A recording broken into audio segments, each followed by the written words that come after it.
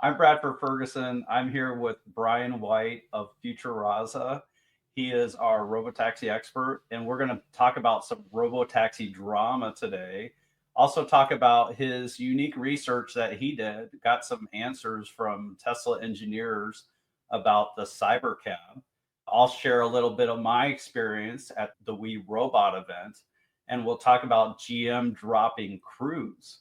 So we got a lot to cover. That's what you can expect. And Brian's done a deep dive on Cybercab and why they designed it the way they have. Brian, maybe you could tell us a little bit about what you learned about the Cybercab from an engineering standpoint. Let's start with the back of the Cybercab. So there's no glass in the back. Tell us a little bit about why they did that. Sure. So you saw the Cybercab. We all saw it. We had some pretty good ideas what was going on, and a lot of us made some pretty big speculation. And it turned out the speculation was not only in the right direction, but we didn't go far enough with how far they took it. Every ounce of that vehicle, every gram has been carefully thought through.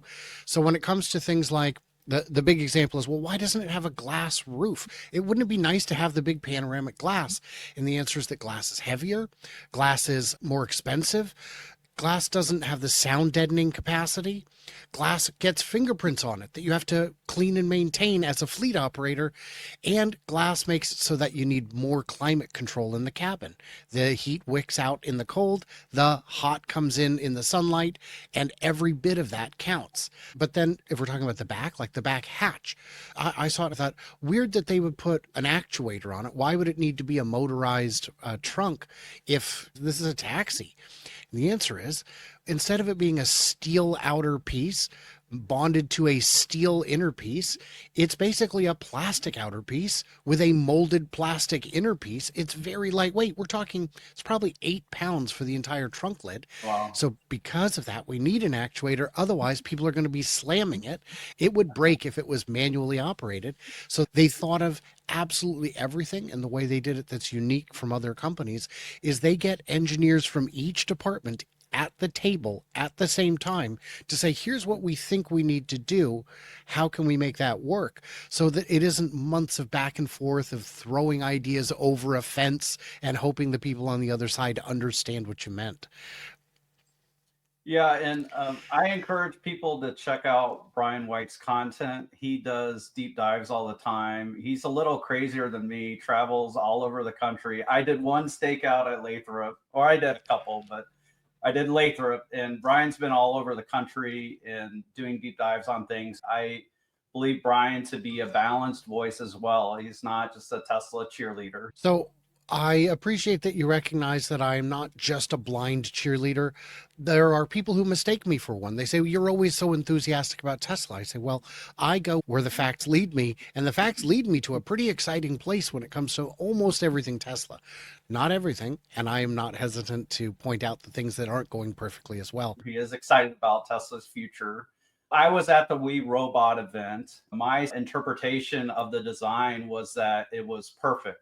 It's a masterpiece. I think that doesn't register for people. So, like, for me to get into it was perfect and easy. And I felt it was good for other people to get in. I've lost a ton of weight, but like if people were heavier and bigger shouldered, they would be able to get into it really easily. And what we've seen from the back was it would be very easy for people to put their luggage in there, and it's impossible to get your luggage stuck on some little nook inside your trunk.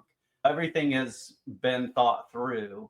Let's move a little bit toward the front, talk about the doors, but maybe first talk about the switches and the things that customers can control. Sure. Buttons are expensive. Switches are expensive. A lot of people have said of their current Teslas, well, I just want one button that does rear defrost or whatever that button might be. And how much could a button cost? What does a switch cost? $3? It's like, well, yes, but then you have to do the wiring harness and the engineering and the validation and the warranty. The real problem is you and I want one different button. You might want defrost. I might want something else. There's a million things it could be, and pretty soon you've got an interior that looks like a Mercedes where there's so many buttons you could never possibly master them all. So what they've done is they've reduced it to 5 buttons in the entire car. They've got window up and down for both sides, and door open both sides, and rear hatch, and that's it.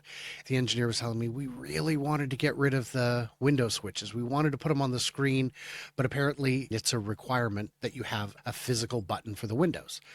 Okay. And another fun one is there will be a button for your hazard lights. He said, I really don't want to put a hazard light button in there because if we do, what happens? Some clown pokes it and now the hazards are on in a car that they're not even driving. So to mitigate that, that button will be a dual purpose button that also calls the teleoperator. If you've got an emergency, if you've got a flat tire, now you're not going to poke it just to be a wise guy if someone's about to pop on the screen and go, what's your emergency? So that's one way to do that. On the doors, the thing I wanted to point out now, because you've seen it, a lot of people have deep skepticism about the doors, and I say, see if there's a location close enough to you that you can go look at it, and go look at it, because you'll get it. When you see it, you'll get it. When I made the video, someone pointed out, Brian, you bonked your head getting into the car. And I said, I got into the car with a microphone in one hand and a camera in the other. I'm getting in and out of that car hands-free. It's not every car I can get in and out of hands-free. A lot of people use both hands to get in and out of a car. The fact that I could do it so easily speaks volumes. A giant door hole. The seats are more of a bench than buckets. So you just swing your legs out, put your feet on the ground, and stand up. The size of the door makes a big difference. It's not like a stadium bench. It's a very comfortable seat. Yeah, it's very comfortable. But like the back seat of a taxi, if you so desire, you can both get in on the same side and just slide over. That's a thing that I do in taxis to this day, or Ubers or whatever. When I get in the back seat, if it's on a busy street, we just slide over. It's quicker, it's easier. They have absolutely thought of everything. The back end of the car is narrower than the front end of the car. Adds a little bit of aerodynamic advantage to have a enhanced teardrop shape like that. And again, they've thought of absolutely everything. I think it's a masterpiece. I was extremely impressed when I got in it. I rode in it. One other thing I can share is when you're in the car, to close the door, do you buckle your seatbelt? And to open the door once the car's in park, you just unbuckle your seatbelt and the door opens. That is an experience I haven't had because the one so I was not in motion. So that makes all the sense in the world. It knows you're ready to go. And then you don't have to deal with, are you buckled? Are you not buckled? We know we're not moving until you are. So I would just like to encourage everyone to go to the Futuraza channel on YouTube or check it out on X and check out the trilogy of videos that Brian did on a robotaxi after talking with some Tesla engineers. Also, Brian, you have a video coming out today. Are you going to show the presentation that Tesla gave? Yes. So at the event, we were not allowed to record all of our conversations with them, but we were allowed to record their intro. They came out, had a speaker and a microphone, and gave a quick presentation. It's about 8 minutes long. I recorded that. That will be shown today, probably, 6 a.m. Pacific on Wednesdays when that comes out. And I used AI tools to clean up the audio so you can actually hear and understand what's happening. And then on Wednesday at noon 30 Pacific, I'm hosting an Ask Me Anything about Cybercab.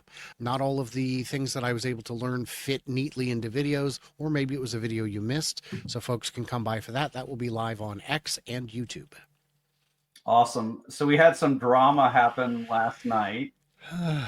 You had a very charitable interpretation at the end, but essentially GM is greatly scaling back their initiative with Cruise. They're saying they're folding in the engineering into GM from Cruise.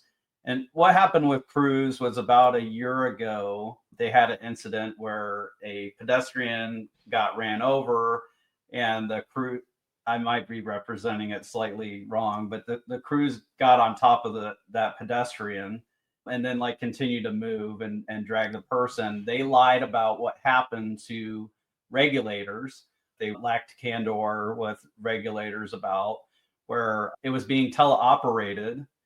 Cruise was, to the point where I don't know if this was at all times, but they had 600 teleoperators for 400 vehicles. and there was some statistic that came out in that they were having to intervene every 2.5 miles on the cars. They weren't just like sitting back and watching the cars like we do with our Teslas for most of the time. They were actively intervening to troubleshoot these cars. So Cruise did not have a solution that scales. I think that's clear to see, but it took GM a year to finally can things. What are your thoughts about what GM has done and where Cruise was when this happened? So your assessment of the events a year ago are pretty much spot on. Another vehicle struck a pedestrian into the path of a Cruise vehicle. The Cruise then hit that pedestrian and recognized, the vehicle autonomously recognized, I've been in an accident. I need to pull over. So it slowly pulled over with the pedestrian under the vehicle. That's bad, but it is understandable. Then what happened is they lied. They lied about what happened, and it started coming out. And I think that at that point, not only did we find out that there were more teleoperators per vehicle than we expected and that interventions were constant, I think GM found out for the first time. I don't think that the Cruise division had been fully honest with GM either. In terms of what's actually going on, they didn't get it. The other problem they had was that what you and I would call an intervention is different than what they were calling an intervention. They said, look, we're going 1,000, 5,000, 10,000, whatever 1,000 miles between interventions. Mhm. Oh, and also the thing we're constantly doing, that's not an intervention. When I tap the accelerator to give the car a little nudge, that's an intervention. GM would say it is not, or at least Cruise would say it's not. And if that's the case, then my car is pretty much flawless. If I initiate a blinker, that's not a disengagement, but it's an intervention. So I'm already beating what they're doing. Mary Barra comes out and says, Cruise was well on its way to a robotaxi business, but when you look at the fact that you're deploying a fleet, you're maintaining a fleet, there's a whole operations piece of doing that. The cost of that, that's not our core business. Did you not know that fleets require Is this news to you, Mary? Because I'm pretty sure your core business is that you're a bank. GMAC is their core business, unless I'm mistaken. They are a bank that sells cars. So if you didn't know, then, I mean, first of all, she's lying. That's just a lie. But if you didn't know that, you're incompetent to a degree that would defy expectation, and our expectations were low. So she's got to square that. If this project actually worked, you would spin it off as its own company, as its own division. You would partner with someone who could do the maintenance, partner with like the All oil those change. dealers that are dying to do service on cars. Those dealers are very hungry, but they're also very expensive. No, partner with the Jiffy Lube. Jiffy Lube is going to go out of business as electrification happens. They would love to clean and polish these cars. They could dedicate a whole service bay to it and just have them rolling through all day. But no, we're just gonna fold the entire. We're gonna throw those billions away. I mean, to be frank, they weren't our billions to begin with. Yeah, I'm surprised it took GM so long, and I'm curious around the timing of this announcement. Do you think the timing has anything to do with Tesla? I don't. That would ascribe a certain level of competence to GM's management staff, and I'm not sure that it's deserved.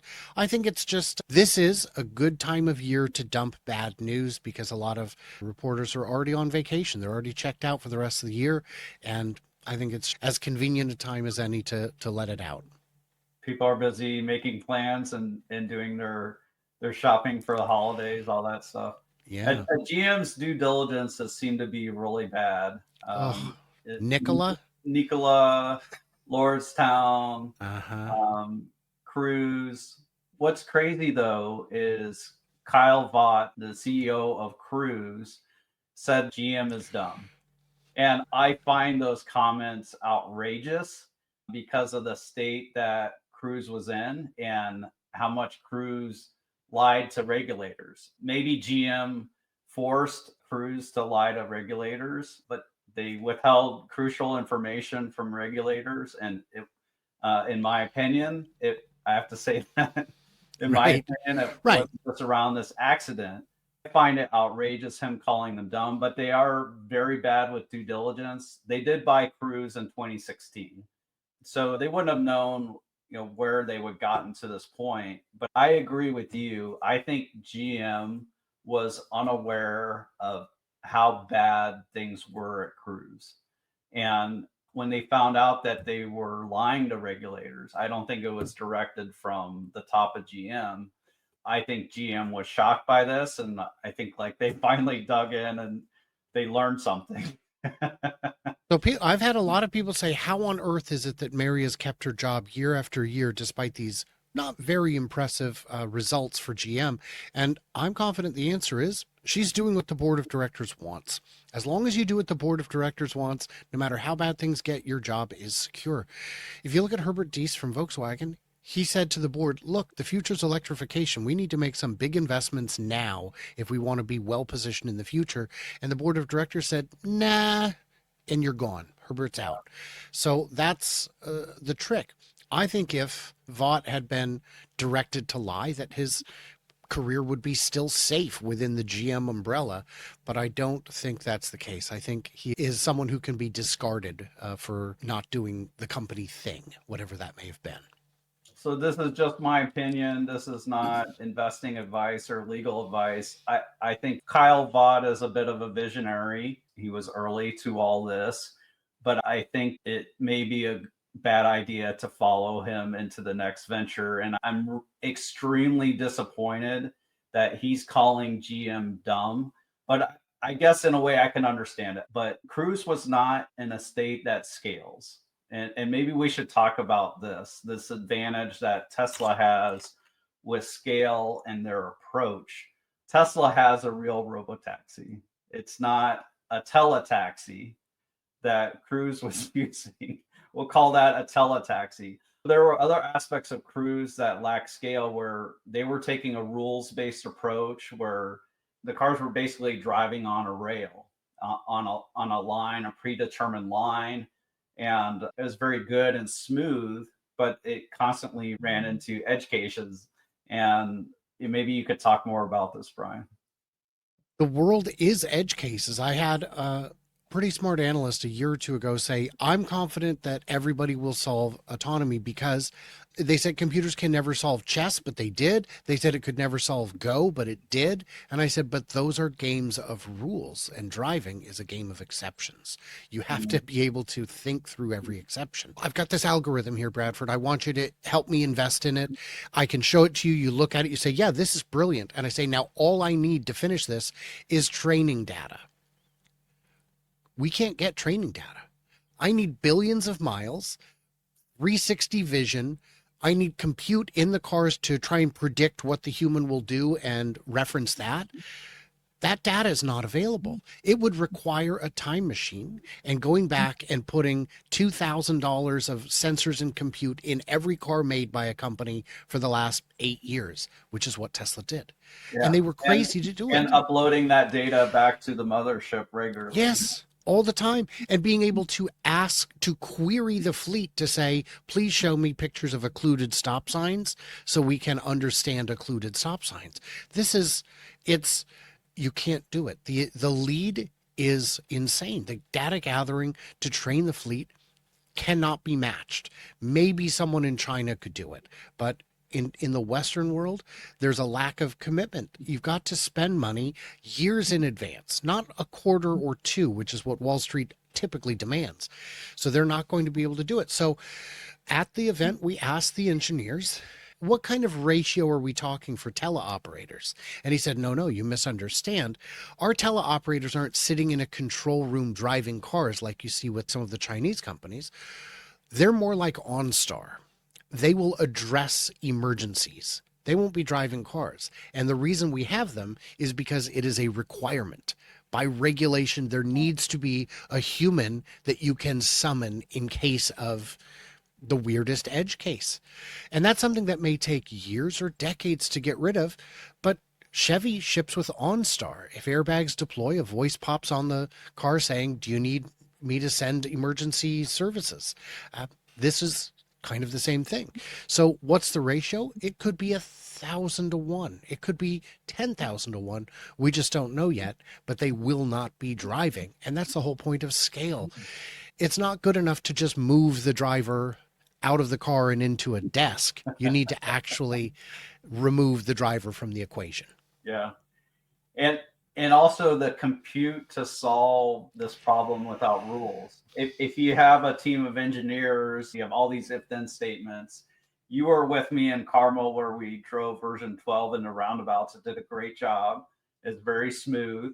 Prior to that, with the rules-based approach, literally the rules would fight each other in the middle of the roundabout. Like it's something that doesn't scale, and you have all these rules that could counteract each other.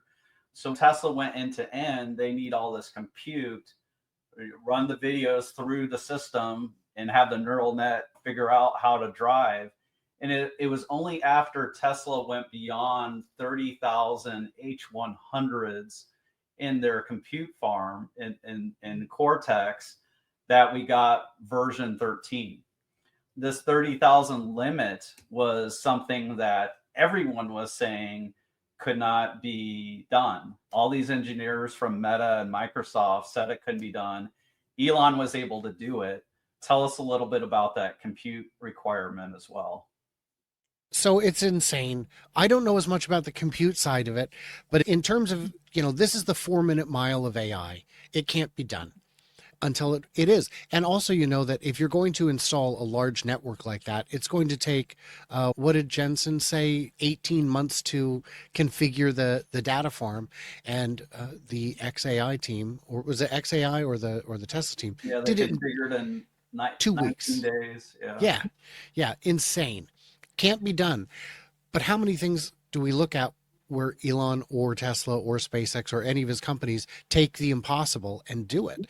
And it used to be that when you would do something disruptive, that everyone would solve it on the same day. Once the 4-minute mile was broken, everyone could run a 4-minute mile. Not everyone, but more people could run a 4-minute mile. It was no longer unique. When voice to text was solved, several companies solved it within months. The first SpaceX landing of a reusable orbital class rocket was 10 years ago. No one else has done it. This lead is insurmountable. Having the ability to gather the data is one thing, having the ability to process it is another. And if you look at, I think it was AI Day 2 maybe, where they explained what the occupancy network is. Our computers do not look at an intersection as a single equation, but as a sentence, and it solves each word as it goes. And the next day, Argo AI announces that they're closing, and 2 days after that, George Hotz announces that he's leaving Comma AI. They went to their teams and said, look, this is what Tesla's doing, and it's still not quite solved. What are we doing? Okay, I'm pulling the plug. This is an endless pit of money at this point. Yeah, so that's as far as my understanding goes. Yeah, it feels a little bit like we're in this 2019 situation with Tesla. In December 2019, you had all these manufacturers that were saying they were going to build their EVs in the US, and a bunch of them pulled out of these plans in 2019. You had all these EV plans that got pushed back. I think Toyota pushed back their plans. Volkswagen plans got pushed back. It seemed like all these people were throwing in the towel. In January of 2023, Matt Smith and we did a valuation of Tesla's robotaxi business. It's very simple. We were just looking at a few things, and our conclusion was that robotaxi for Tesla is worth at least $1,100 a share once they get started with it. I think the market's beginning to wake up to that, and seeing companies quit their efforts, maybe realizing the approach they're taking won't scale. What's your general feeling on where Tesla's at here? I asked the engineers, I said, I've got a question. This is a very contentious one. Will the purchase price include the FSD software? And he said, what? I mean, why? Yes, it would have to. I said, would it? Because there are times when you buy an enterprise piece of equipment and the software to run it is separate. He said, no. I can't see us doing that. It'd be a giant paperweight. No, it would be included. And I said, so for 25 grand, you get the car and the software. And he said, well, I go, it's not going to be 25, is it? He said, well, I can't speak to that. And I said, well, my understanding is when Tesla unveils a new product, they start at the higher end of the market until the supply can match the demand. And he said, yeah, that's typical. Okay. So if the new car, if on release it's actually 50,000, people like you and I will still buy it. Absolutely, without a doubt, without hesitation. Fleets will still buy it at 50,000, but that doesn't mean their cost is 50,000. That means that for every one they sell, they get to keep one for themselves. That means the margin would be sufficient because the value is ridiculous. This car, you've seen my breakdown on it, is very cheap to build. Every part of it has been optimized for weight savings, but also cost savings. The battery is different. The cooling system is different. The motor is different. The brakes, suspension, and tires and wheels are different. Every part of it, because it is optimized for one use. And that means it will be very cheap to build. It will be very quick and easy to build. And the margin will be insane because the value proposition is unparalleled. So the crazy thing to me is that your research is free. And Mm-hmm. so people can just go and watch your videos, but it's going to cost you your time. So what I really encourage people to do is do your due diligence, educate yourself, check out Brian's videos, especially on Cybercab. Also check out his video on Mega Factory Shanghai. Lots of good videos there. I'm Bradford Ferguson with Rebellionaire.com. And with that, I'll say bye for now.